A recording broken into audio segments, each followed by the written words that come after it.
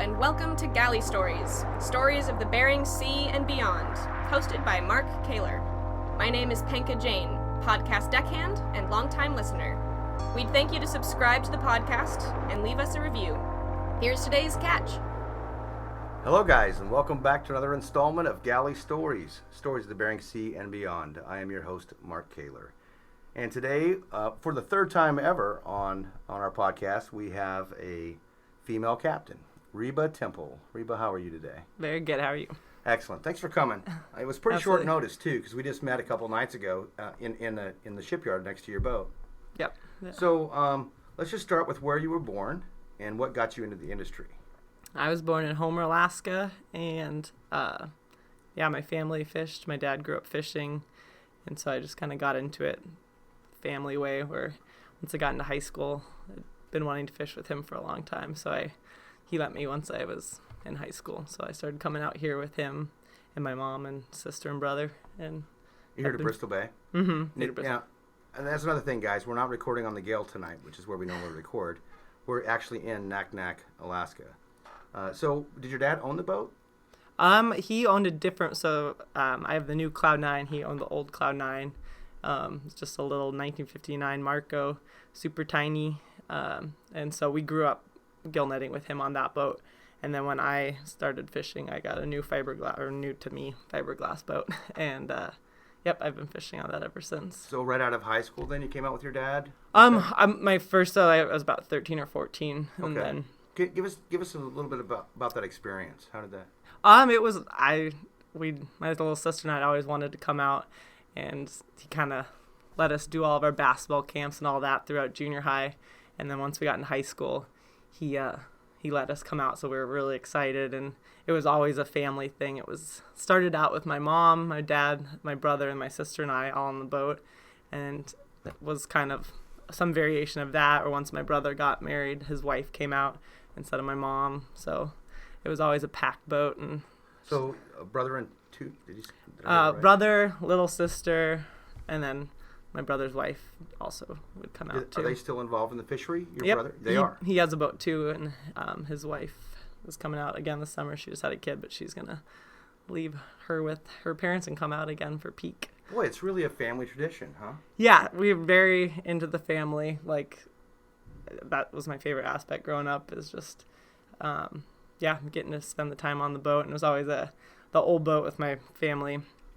We had 2 bunks and 5 people, so it was just like blowing up air mattresses, sleep on the floor, just super, super crunched in there. But we all got along great, and it was always just like the best time of the year. Has to be some of the best memories too. Yeah, absolutely. Yeah. Did anybody above your father fish? Did his parents fish? His dad fished.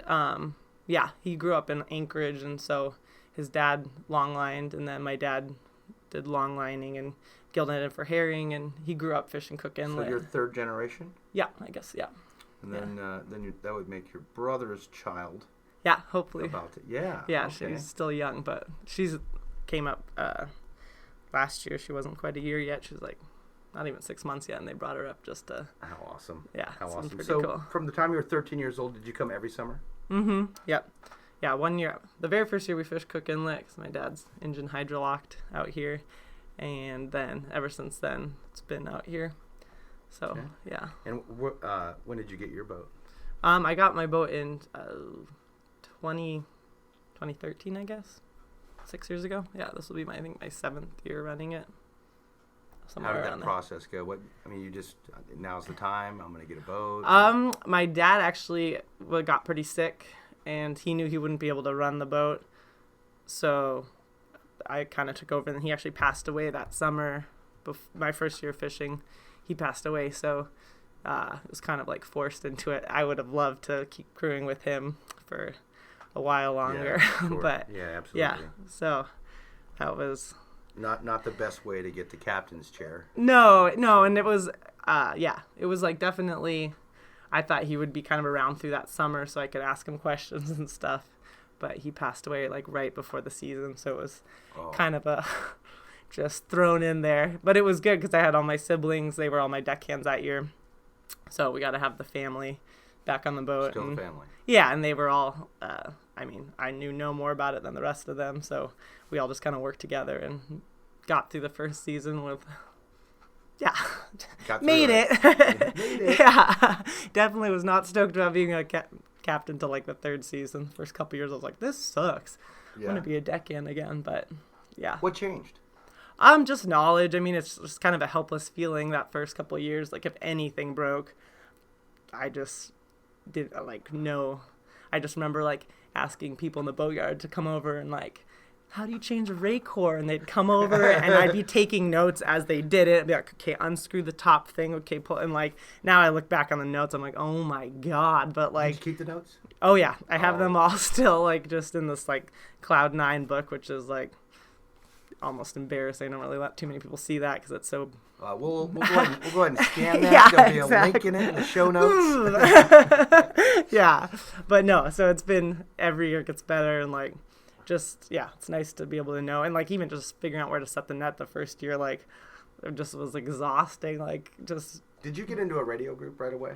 Yeah, I had so much support and so many people knew my dad out here. They knew the situation, so I got into his radio group and they were like towed me places when I rolled over my net or just like were so nice. And other radio groups that I wasn't in, they knew that my dad had just passed away, so they would I've heard rumors that they had told the radio groups like not to cork me because I was just like figuring it all out. So like just amazing like Bristol Bay family really out here. It really is. Yeah, it was awesome.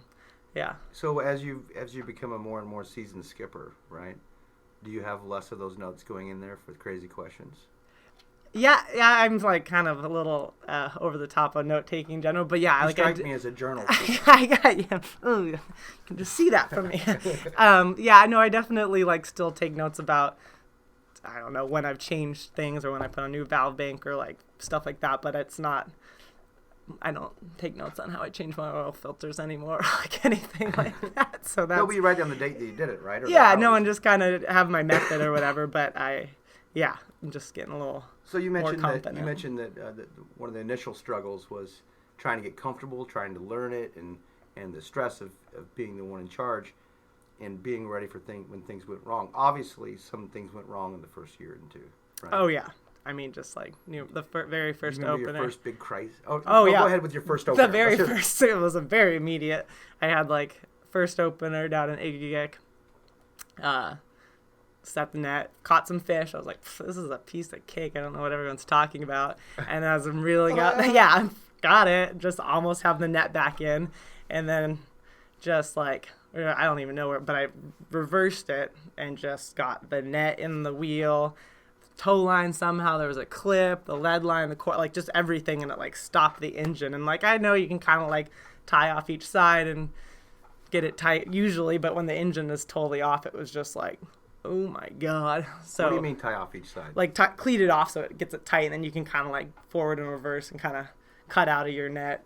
I mean, I've done that a few times too, but a lot of our listeners have never heard it explained, or probably can't even picture what's happening. Yeah, so there's a cleat on either side of the stern of your boat, and if you get your net and your prop, you can kind of find the net and the cork line, lead line on one side, and kind of figure eight, cleat it off on one side, and do the same on the other side, so it's kind of tight up on either side of the boat, and then it allows you to have some tension on it. So then when you go forward and backwards, the prop itself cuts it out, and you can kind of continue on. Ripping your net yeah, apart some so stuff will be down there, but you'll at least be able to go on your way. But this time it was just so in there that I couldn't even go. So that one of the guys out of my radio group was super nice and came and towed me to a tender, and then I think I had to get another tow in to Igigik, and I mean, I think I fished for Trident and AGS, the different cannery, felt so bad for me that they agreed to like pull me out of the water because we tried to cut it out, but mud was too deep, so we couldn't see. It was just like day after day. And then finally, when I got pulled out of the water, there's still like 3 fish hanging in the net under the boat. It was just so much net. Just, yeah. So that was like day 1 through 3. There's all this fish in here. I got this. Yeah, exactly. Oh, yeah. Man. No, that was, just kind of, that first year is pretty rough. Brought my boyfriend out for the first year, and after that 3-day period, left him on the dock because it was just like, oh my God, just thing after thing. So, but made it through, and I had my sister and my sister-in-law and my brother came out for most of the season too. And yeah, they were really patient with me and helpful and kept the, yeah. It's stressful. Oh yeah, no, it definitely, yeah, it still is. But and can be expensive. I mean, mistakes cost money. yeah, no, and now like I feel like we've had some good years, but when you're starting out, and I mean, you don't really have too much of a cushion there. You're like, the best way to learn. Yeah, maxing out the credit card, just like going for it. But yeah, no, it helps though having like a family who's been involved in fishing, and so my mom's been just super helpful, and now she's come back out to crew with me. And so in 2013, you skippered your dad's boat, the Cloud 9. Well, it was kind of, I had bought that one because he knew he wasn't going to be able to fish that year. So the old Cloud 9 was a gas boat, and he didn't want us to be fishing on the gas boat without him. So I knew I was going to be the one captaining the boat. So we kind of, I'd got that boat that winter in between 2012, 2013, knowing that he was done fishing for... While we're talking about accidents, when I was over looking at your boat, you've got this really nice big... It's not a hole anymore. No, it's... But you can clearly tell that there used to be one it's not there. a very good height. Let's hear about that incident. That one was, a few years in. I'd just taken it back to Homer and done a bunch of work on the boat. And, or had somebody do a lot of work on it, and I was pretty stoked because I was like, I have a freaking sweet boat now. It's beautiful. It's got all the stuff I need. And then that was like that first summer after bringing it back, just on the Johnson Hill line. Just kind of what happens when you're on the line. Another boat's engine went out and T-boned me there. And it was unfortunate, but we were able to run back in and try and help us get all the stuff. And as the water was going out, my brother and I were grinding on it and got that patched up in a tide. And it wasn't, everyone had to sleep up by the kitchen or like up in the galley. The forepeak was still pretty wet for the rest of that season. But yep, came back the next spring, and instead of, probably should have had somebody do the patch, but had some buddies and we all kind of ground it down and did our best, and it hasn't leaked since. So it's yeah, but now I can't. I'm trying to think of how to describe what it looks like. It's, I don't know, is it like 4 or 5 feet across? Maybe it's like pretty much the whole, right where the name should be on the boat. That's where the patch is, and it's just. And what's written there? Oh, the Reba's first fiberglass job, age 26. Yep, my friend from teaching in Homer, she does the decals for boats, does the names, and so she printed me out a special decal, so each one of those little things are stickers. that looks pretty cool. I thought somebody wrote that on there. Yeah, so it's been on there a while then. Yeah, a few years. Yeah, it was a little after the fact, but yeah, a couple summers now. So you've had some incidents, some breakdowns and whatnot, but do you recall a time when there was fear involved? I mean, there's been, I don't really love big weather days, but I feel like we're pretty on the cautious side. I don't know. Especially having family on board. At the very first day when I was launching the boat, I just remember being so scared that I was just bawling as the tractor guys putting us in the water. My sister, everyone's bawling, the whole boat, and he was just shaking his head oh my God. And we're just so scared to even launch the boat, and then you just reverse it and then put it forward. And it was this was so easy. It was so embarrassing. I'm drying my face, okay, pony up, Reba, you got this. Yeah, so I mean, a lot of that stuff is just the initial, anytime you do the first thing, never dock the boat up to the dock, and that was just scared me so much to do that. And yeah, so it's gotten better, but yeah, as far as weather and stuff, whenever there's big waves, there's a healthy amount of fear, just making sure everyone's safe. And yeah, I always would rather err on the side of being too wimpy and going in early rather than pushing it too far. And you're a lifelong Alaska resident. Mm-hmm. Yeah. You said born in Homer. Mm-hmm. Yep. Then I went to school down in Oregon, and then I came back to Homer. I taught high school math there for 4 years, and then so been there, and now I just kind of moved out to Unalaska to try living somewhere else. Mm-hmm. Is Bristol Bay the only fishery that you do? Yeah, I've got a little bit of halibut quota. I've fished just with buddies, and then just a little tiny amount, and just dinked around with my dad longlined when we were little, so we'd go on like family vacations. And now, she just did air quotes during the family vacation portion. He sold it well. It was I have great memories of our vacations. What we're doing. So cool. Keep the hearts pumping. He'd like line up the halibut hearts. We'd poke them all. But yeah, so we did that, but just kind of dinked around. It sounds like you got some pretty good memories of fishing with your dad. Yeah, and dad, mom. It was just fun because it was always like the whole family. Gotta hang out a lot every summer, and just a lot of that. And did he pass on any traditions with you? I don't know. I know I'm putting you on the spot, but I'm not trying to think of any like formal traditions. I don't know. He would always like do the seal call where everyone else is trying to get rid of the seals. He'd try and see if he could get one to swim over closer. Do that. And like, oh look, he's coming over. I'm like, Dad, you're the only fisher. On the boat, right? Exactly. Yeah. We'd all. So maybe we like seals a little more than the rest of Bristol Bay, but. Do you find yourself doing the seal call? Every once in a while. My sister's really good at it, so and she's on board. Yeah. And so now you said your brother's got his own boat now too. Mm-hmm. Yep. And do you guys fish together then? Mm-hmm. Yep. We're all in the same group, and so. Still keeping it family. Yeah, family. that's been super fun. Now my mom comes out. She took a few years off, and now she's my peak person. So she's in her 60s. So and your still mom's a rocking deckhand it. for you. Yeah, which has been, and she knows so much. I mean, I remember one time we were out going over to the Queejack side, and I like set the net, didn't really see much, and then was picking it, and she was like, "This side of the net looks pretty good. Like maybe you should just like take the other side and move it over here." And I was like, nah. And then I like called it a little more. I'm like, yeah, maybe I should. And like that was like still one of my best days ever. But my mom just knew. She just calmly this side of the net. Yeah, like you maybe like didn't tell me to do it. Just kind of suggested. I was like, nah, Mom, I don't think so. We'll go somewhere else. And then it was like, yeah, maybe we should. And it was just a super good day. But yeah, so that's fun to really cool. Yeah, be involved that way with her. Do you find commercial fishing generally is a male-dominant industry, at least in the skipper's chair? Mm-hmm. Do you find that that you have to demand more respect, or is it just easily earned by just bringing in the catch? I don't know. I feel like I have a little different viewpoint because I've been out here since I was so little that so many people around here just like watch me grow up.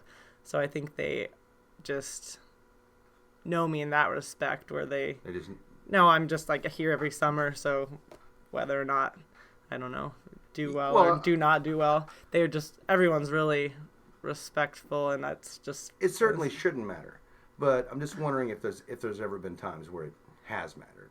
Yeah, I don't know. Yeah, I feel like everyone's... Not around here. No, yeah, and I'm sure it's different if you just are your first, like if you just buy a boat and it's your first year maybe as a female here and no one knows Every you. female skipper I know has earned it, bells and whistles. I mean, yeah, and they're successful. Yeah, and they turn their own wrenches. You know, things I can't do.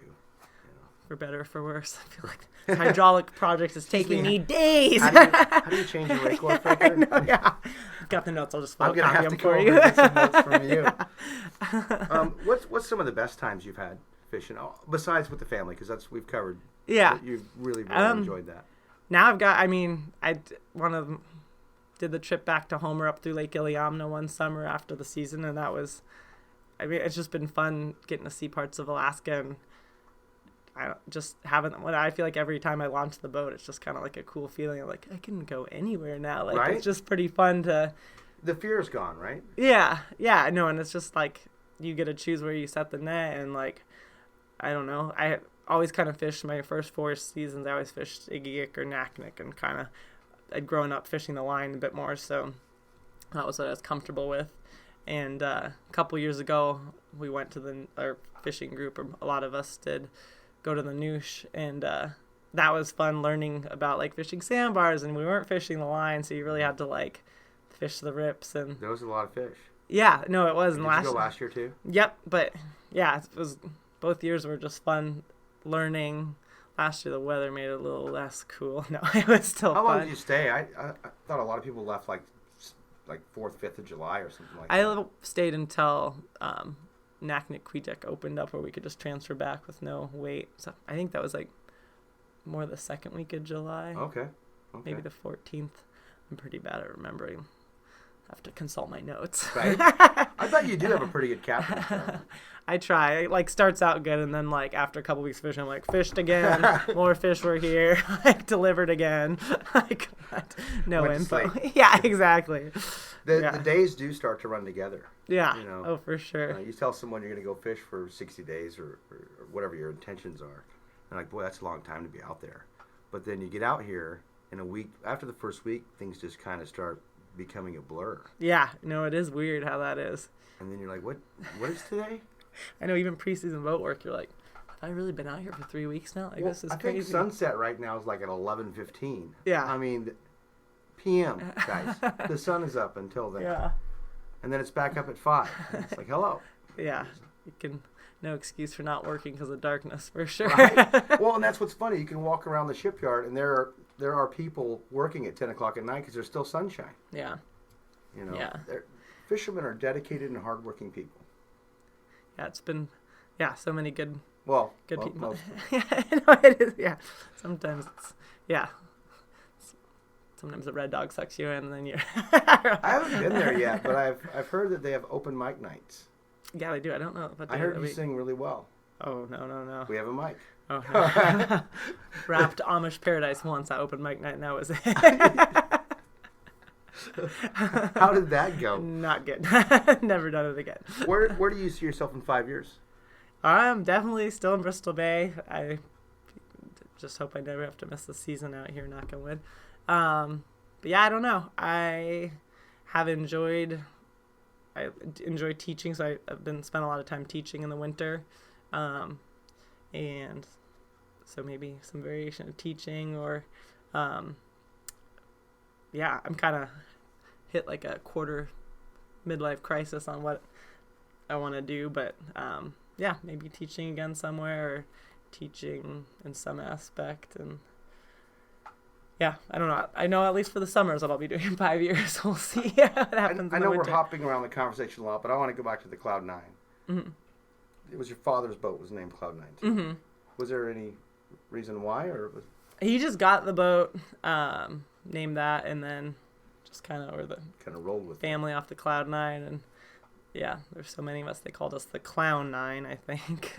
So we'd come out of the little tiny thing, like a bunch of us. We're all pretty tall, but You are tall. yeah, the whole family's like pretty much the same. So I think we looked pretty ridiculous. But yeah, I just like that boat name and wanted to continue that I got on. a friend in Seattle. He lives on he's got a little 44 foot. I don't even know what kind it is. It's like a not a choreographed, but like that style. His is named the Cloud 9 too. Nice. Yeah. It works for Trident. Oh. Yep. So can you think of some other fun stories? Oh man. Funny things, maybe. Funny things. I'm trying to think of some. It's been good I've been fishing with friends now, and that's just been super fun.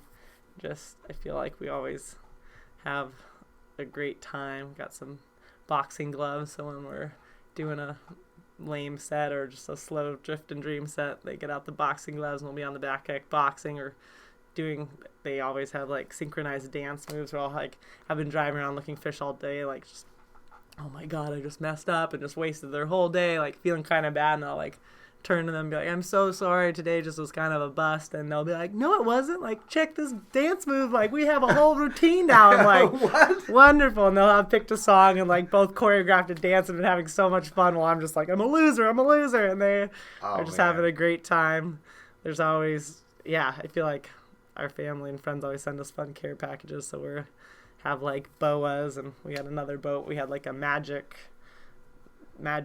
battle the whole season, where we try to do a magic trick to a different boat every time we drove by, and like pulling like a boa out of their rain gear, and yeah, just always kind of keep it Sounds pretty fun. fun. Yeah.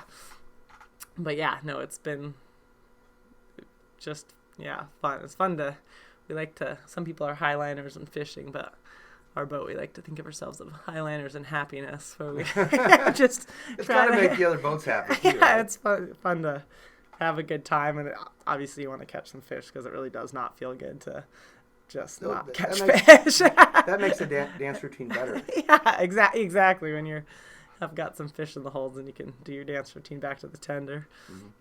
What about some of the slow days when they, not because it's slow closures, right? Mm-hmm. So what do you guys do for fun on the boat, or do you just anchor up and try to catch up on rest? The last couple of years, it's been a lot of just anchoring up and sleeping and trying to do that. Some like to do some back deck cooking. Like, got some really good cooks on my boat. They always like to barbecue up something, or we do a lot of sushi. We cook the salmon first though, because we've heard you get pretty sick if you just eat the raw salmon. Mm-hmm.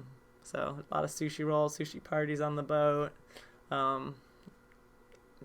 Raft up with other boats sometimes. But So it's a party.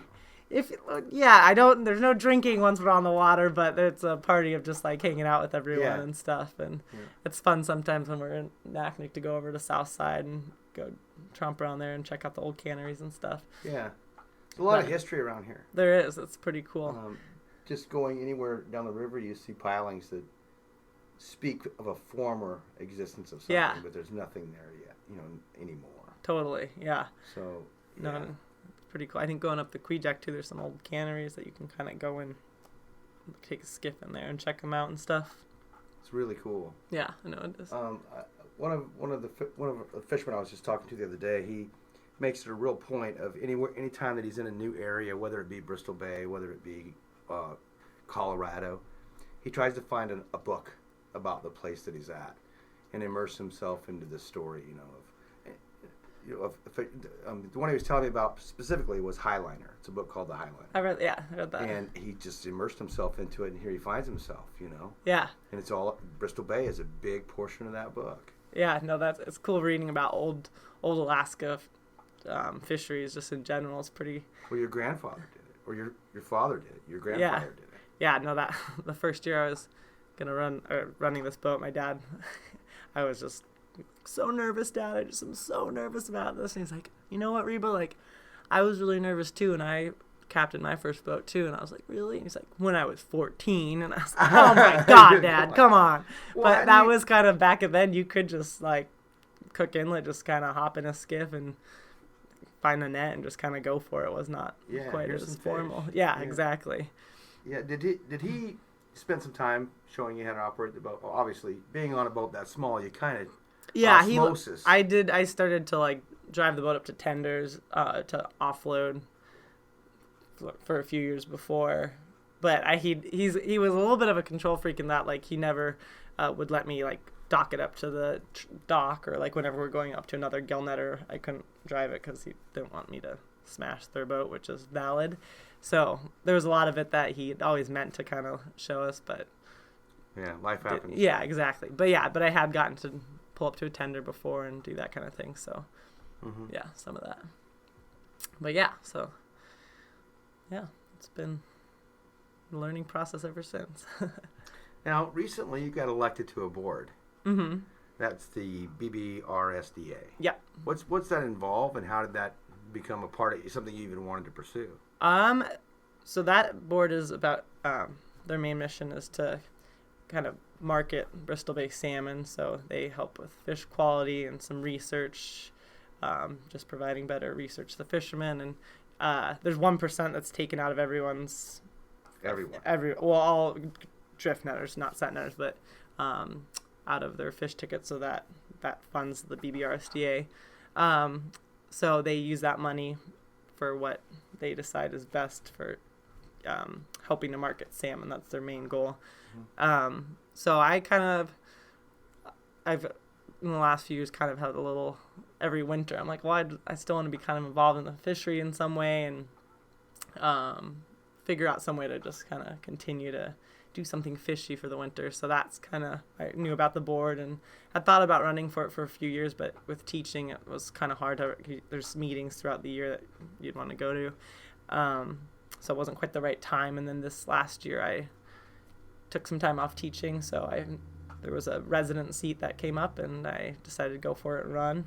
Had in? Yep. And it worked out for me. So yeah. Well, you say that, but you haven't been to the first meeting yet. Correct. Yeah, I worked out in that. I got the seat. We'll see. I'm flying to Dillingham on Saturday. Did you cry it all the way? Yeah, I know. We'll see. No, I'm better now. Yeah, but I'm excited to just, it's a good way to learn more about the kind of the background or behind the scenes, really, of the fishery where you're getting the fish out. I like how you said that you wanted to be more fishy in the off season. Yeah, it's hard to like go from like living, breathing fish to like going to a different profession or like. When do you start thinking about coming back to the bay? When does it start getting in your mind? And don't say when I put the boat up. No, well, I mean, I feel like November, December. I'm kind of like, well, I have to order my web like in September, or October, and then I mean, there's things throughout the year where you kind of thinking about it and go down to Fish Expo in November. You know, I see everyone and kind of that makes you think about it again. But I mean, there's things throughout the year, but probably like March really is when it's like game time to start getting your stuff hung. And do you do your own network? I do. Yeah, I kind of alternate between being like, this is a good idea, like I paid for a vacation by doing my own stuff, and then other times I'm like, it's not that expensive to have stuff. Like, oh my god, yeah. But it's my mom, when I was in Homer teaching, I had my apartment, but she let me hang nets in her living room because I could then be warm and watch TV. So there's like a bolt right in her living room. Are you kidding me? No, so I just have the net stretched around her whole house. Drag up a big net bag into your mom's living room. And then once I'm done with the corks, they go on the couch. And then the dogs, whatever, and just watch. Yeah, so she's super mellow about it, which is awesome. I mean, this side of the net looks pretty good, but that side's got some holes in it. Yeah, exactly. Stripping in her living room, she's like, oh gosh. Yeah, so that's been, yeah. See, those are the kind of funny stories I'm trying to get out of you. Yeah. No, it's, yeah. I feel like there's always a kind of a little unconventional, just never really owned a truck, our family, so we always pick up the nets and anchorage in the little Honda Civic, takes a couple loads. The port people are always like, oh my god, when are you guys going to get a truck? And just haul them down to Homer. Every truck here is like held together with splash zone. See, that's the thing. We just bring our Honda Civics out here, or Honda Accords, and they just last forever. We've got. I've seen so many of those little small like Ford Rangers. You know what I mean? Like the ones that were like from the 82, and like you feel like you could tip them over. Yeah, no, those are popular. Still running. They've been here since like for 15 years. Since you just recognize them all again. It's weird when somebody gets a different one. Like, wait a minute, that doesn't belong. Yeah, exactly. That's your new car. Well, and you start noticing, so and so is always in that truck, right? Oh yeah. A couple years later, you're like, wait a minute, that's not him. Yeah, totally. Yeah, it's crazy. Who's in it? Yeah. Did they sell out? Go check and make sure. It's kind of back to that family thing. Yeah, no, it is. You come back here, and every time you return, it's like, how was your winter? Like, good to see you. Well, so you got your slip where your boat's parked right now. Uh-huh. Are the same boats next to you all the time? It has been since this is probably my 3rd or 4th year here, and yeah, it's the same so little. It's the back crew. You just kind of stoked to see everyone. Come back to your summer neighbors. Yeah, one of the boats right next to me. We have a little gangplank so we can go back and forth between each other. We'll work on dance moves. Yeah, exactly. There was a big like torque off on the boat last summer. People were having a dance off, so came up. The boat was kind of rocking a little bit. I was a little nervous on that one, but it stayed up. Very good. Yeah.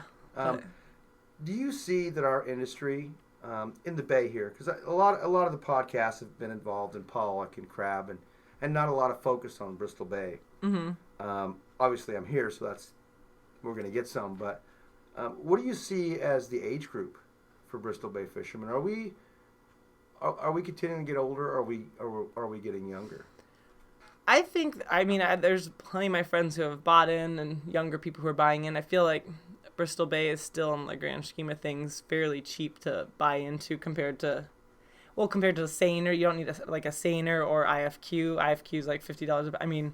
Bristol Bay is only $180,000. Yeah, but in the scheme of like fisheries around Alaska. And that's for the permit. Yeah. The piece of paper. Yeah. But if you're a state resident, you can go through the state and get a loan on the permit, so that can make it a little bit easier. But yeah, it's super expensive, but it's not compared to buying into seining or something like that. Or buying a crab boat. Yeah, and trying to quota. Yeah, no, some of it's just almost impossible now, but this is still one government loan. Yeah, absolutely. Yeah. So yeah, that's been good. And then you can also like buy a permit and be a D on another person's boat so they can have more webs. So that's kind of an intermediate step you can take to not go full in and buy a boat and a permit. Buy a permit, jump on someone else's boat. They then get another 50 fathoms. Exactly. Is that right? Yeah. And then, which allows you to catch on average 48,000 more pounds of fish. Yeah, there you go. I'm just going off the average. Yeah, that sounds good. Well, yeah. But yeah, so that's a good. So there is ways that you can get younger people in. But what do you suggest? Because a lot of boats keep the same people on them all the time. Yeah, no, it's I mean, just getting on a boat and just working hard, same as any fishery, and just saving your money. I mean, once you. Does it need to be a boat? Or can it be a set net site? Oh, yeah, no, you can go set net. You could go. Do you think that experience transfers over? Yeah, just showing your ability to work. I mean, there's people who get jobs on the Trident dock that I see who then can kind of get onto I know one guy who got on a crab boat from the Trident dock. I mean, if you're just showing that you're working hard, fishermen see those guys a lot and see their work ethic, and that's one way. But yeah, set net sites. I mean, set net sites are like, that is some hard work. Like it sounds funner to me. I've never been on a set net site, but just the idea of being able to sit around a campfire at night instead of cramming into a bunk. Yeah. Or like you when you were a kid doing the blow up mattress trying to sleep in the galley. No, that's true.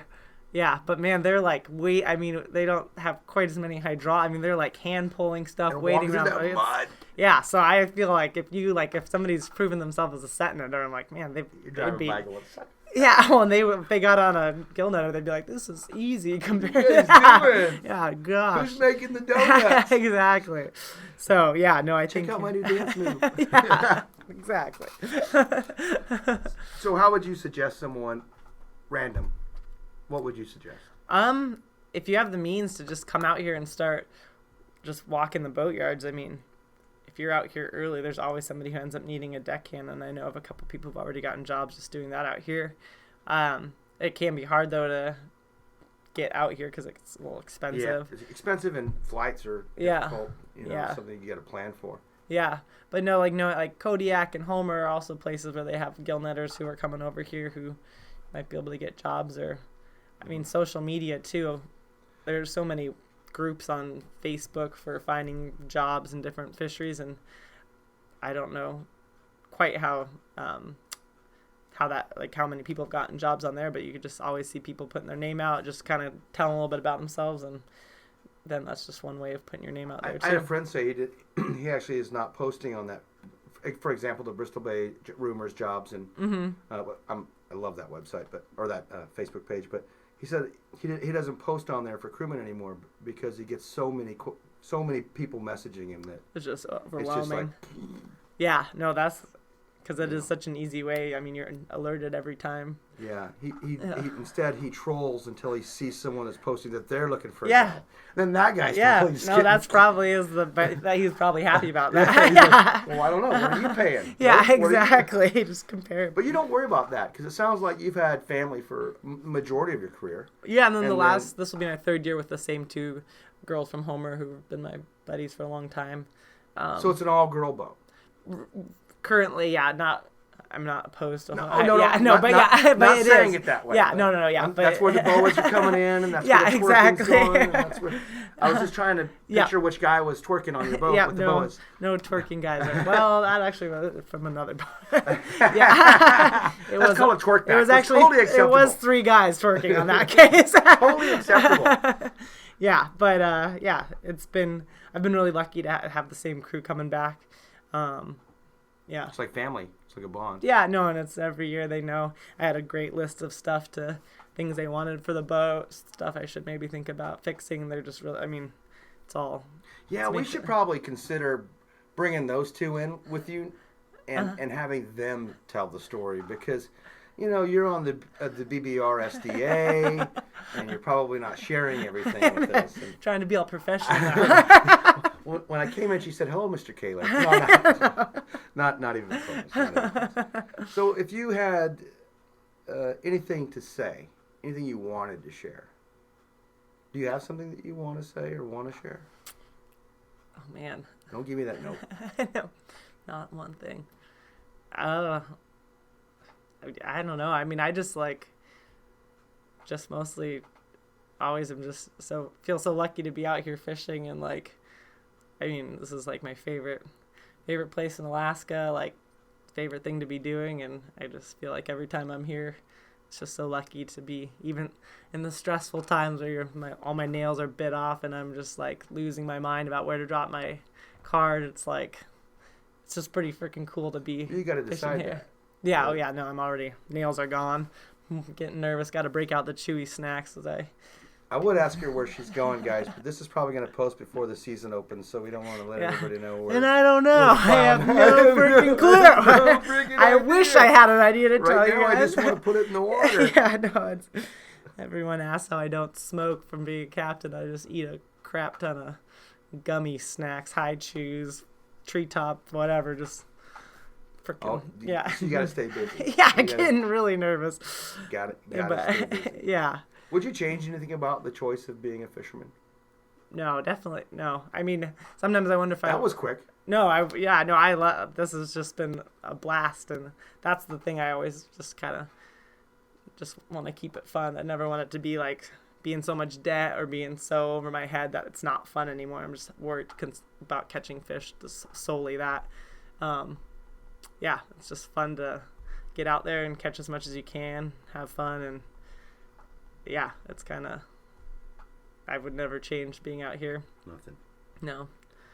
Yeah. Excellent. Any final words? Yeah, just thanks for having me, and it's fun to. I appreciate you coming. I really do.